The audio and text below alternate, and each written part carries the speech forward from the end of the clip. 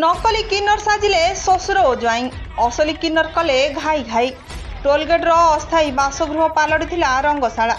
नकली वृद्ध किन्नर को लंगड़ा कले असली भद्रक जिलार किन्नर संघ कहुए पुरुष हेउ बा महिला कि किन्नर एसबू विधातार सृष्टि मात्र समाज रे किन्नर मानक प्रति एक भिन्न दृष्टिकोण रही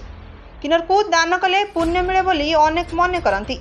यहाकू टंका रोजगार एक सहज उपाय मन करी 50 वर्षर सक्षम पुरुष पलटिला नकली किन्नर केवल एतिकिरे तार मन मानि नथिला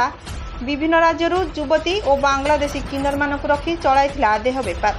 और मद गंजेई कारोबार पुरुष रूपी एही किन्नर सबु कला कारनामा आज पदाकू आसी एही घटना देखा मिली भद्रक जिला भंडारीपोखरी थाना अंतर्गत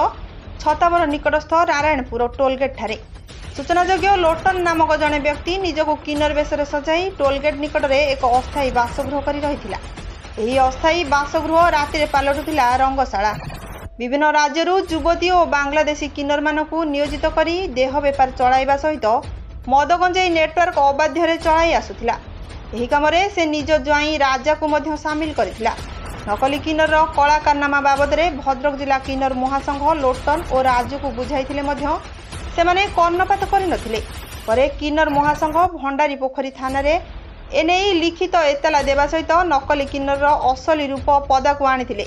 लोटन को लंगड़ा करिबा परे से जने सक्षम पुरुष बोली जना पड़िथिला अपरपटरे किन्नर महासंघर उग्र रूप देखि बांग्लादेशी किन्नर और देहजीवी माने छु मारिथिले